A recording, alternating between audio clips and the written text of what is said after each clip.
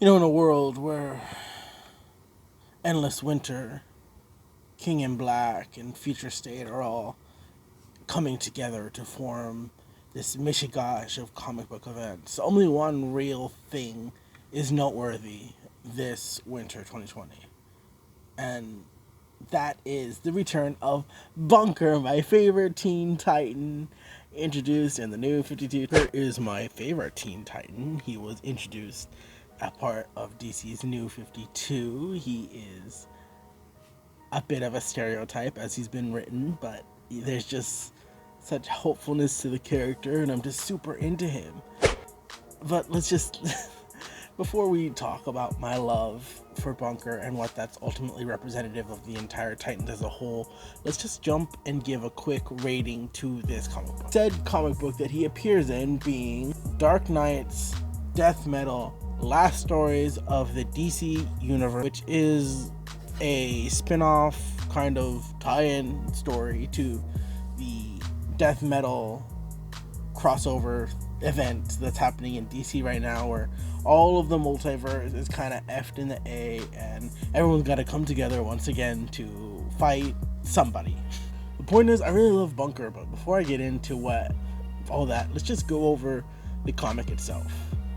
It's sort of this multi-story package where there's just a bunch of mini stories about heroes bonding or doing stuff right before the big battle, which is supposed to just kill them all. Within this story, at this point, they're kind of just like last-ditch effort. This is our final fight. If this doesn't do it, then we're totally done for, but we gotta try. This is the hill they're dying on, literally. So let's just talk about these stories real quick. I'm just going to go through each one as fast and best as I can and just give you my general thoughts. Take a shot every time I mispronounce a name or give a bad opinion. You will be drunk at this point in this video if you have done that. Last Night's, which is written by Jeff Lemire with art by Raphael Albuquerque. It was enjoyable. I'm not really a Green Lantern fan aside from Jessica Cruz, but I found this story entertaining, even though I felt like it was more for fans of the character than more for a general reader. The composition of these scenes really well done here, and the art was serviceable and it looked nice. The Question by Mariko Takamaki with artist Daniel Samper. As much as I love Wonder Woman, this felt a little hollow to me. It was about the pain of the world and how it helps to drive our heroes, and while that's an important factor, I kind of felt I disagreed that would be a source of fuel for Wonder Woman. I always felt that it was the hope of the infinitesimal possibilities of a better future, of better people, is what drove Wonder Woman. And her love for the possibility that everyone can do their best, and that's what drove her. But that's just my interpretation. So this story itself was fine.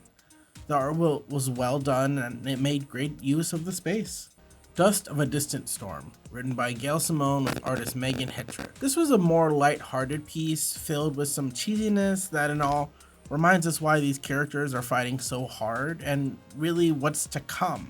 Because of the possibilities of love, of new heroes, or really anything, and I kind of really liked it because of that. The dialogue flowed really well, and the characters were just Green Arrow and Black Canary are fan favorites, and they're favorites of mine, and the dialogue here was really nice, and it was just, I love possibility and growth, and with them, as of late, it seems like that's a big part of their relationship, and I've enjoyed it a lot. The art accompanied the story really well and wonderfully displayed emotion with some nice coloring. Whalefall, written by Christopher Sibilla with artist Christopher Mooneyham. Once again, I'm not that big of a fan of the character, but this time we get to see some really fun introspective into their thoughts, which just really resonated with me more than the Hal Jordan one. Although I didn't exactly enjoy the lettering and the how the dialogue was drawn out, I really enjoyed reading kind of those introspective thoughts into Arthur Curry, a character that I frankly don't know that much about, so I found it very engaging. The art had this almost sketchy, inky aesthetic that I really enjoyed. It almost had like this freehand like notebook sketchbook. I mean, it had this freehand sketchbook writing that I liked. We Fight for Love, written by Ciso Castellucini and artist Mirica Andolfo. This one was very cute with some Barbara Dick moments, if you're into that kind of thing. I like Batman with his makeshift family and just reflecting on the lessons he learned from them. And it was a very cute Bat family moment. I like the art, but I found some of the inconsistencies to be a little weird, such as Tim and Damian having the exact same outfit and getting maybe confused for each other, and Jason's outfit being drawn differently in different panels. Aside from that, it was fine, and it was a bit comedic, so yeah, this one was alright. Man of Tomorrow, written by Mark Waid, with art and color by Francis Mad Paul. This is the story I wanted with Wonder Woman, but the more I reread it, it really fits well with Superman, and it made a lot of sense. He is the not penultimate. He is the ultimate symbol of hope for the DC universe, and seeing him continue that on the edge of oblivion was just so heartwarming. And although I don't like the aged up Jonathan Kent, I liked seeing Lois, John, and Clark just fly off and just spend time together as a family. I really enjoyed that. It was really cute. Together, written by Joshua Williamson, James Tinian IV, and Scott Snyder, with art by Travis Moore. I've been very sad and tired lately, and seeing my favorite characters, the Titans, being together, just it filled me with so much joy. The Titans, particularly in the past few years, have been through a lot of crap. There's been a lot of, I'm not going to speak on craziness, but some people say they don't like legacy characters, and they are crazy because I love the Titans so much, and to see them together was just such catharsis. The art here did a wonderful job capturing emotion and made wonderful use of all these different characters and beautiful references to the past, and it was all just crafted so well. I need to look at more Travis Moore art because I would love if he just got on a book, because he did a great job here. Him and his whole team with the coloring and the lettering, that whole team worked fantastic. So Bunker first shows up in the splash page of Titans, where they're all kind of just chilling. They're a bunch of younger heroes, and they're just like, oh, well, the world's about to end, and we're all probably going to die tomorrow, so we might as well just hang out. And he shows up right there, right? It's really cute because you have Young Justice, you have Damian's Titans, you have some older Titans members, some that are only vaguely affiliated. Hey guys, editor note here, and I just wanted to say really quickly that there is... What's that funky beat? Do you guys hear that? That beat, it makes me want to rap like it's the 90s and dance like a white woman.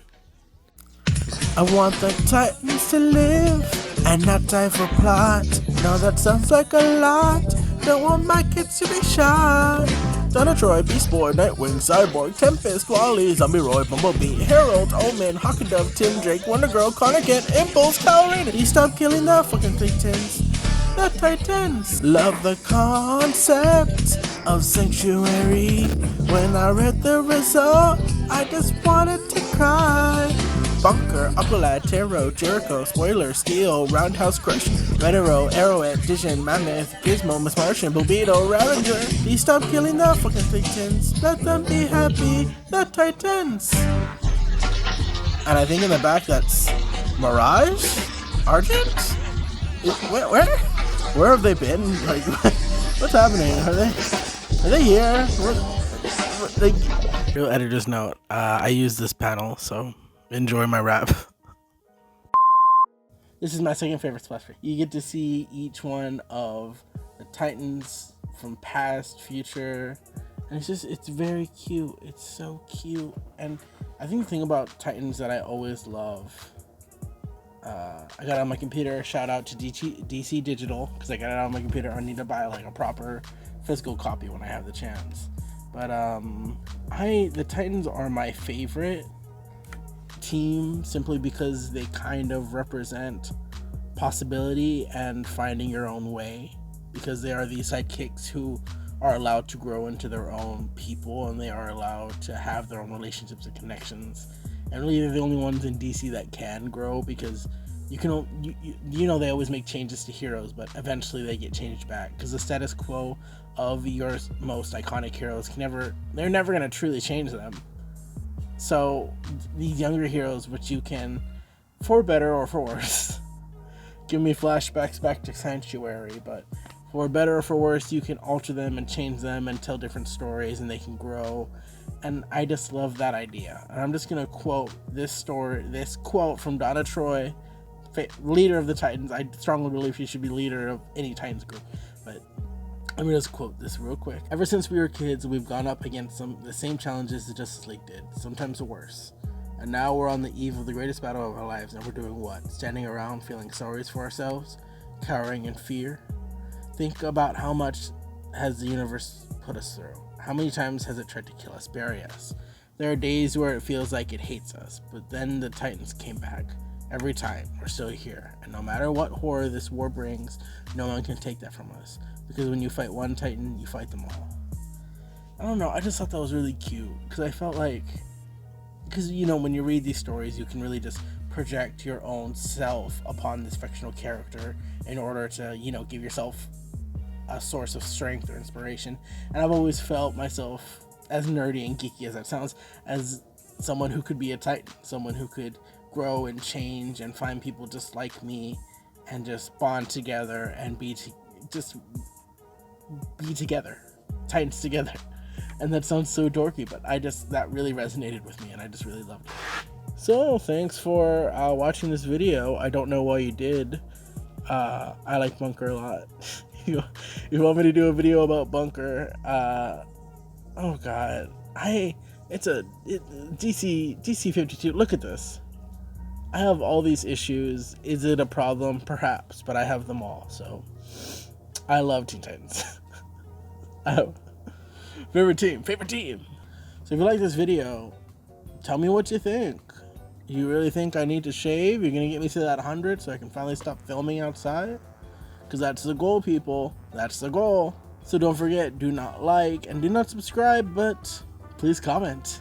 I'll check you later.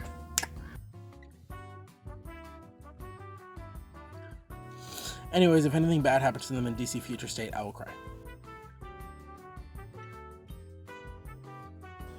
Did you take those shots? Did you like my bad opinions?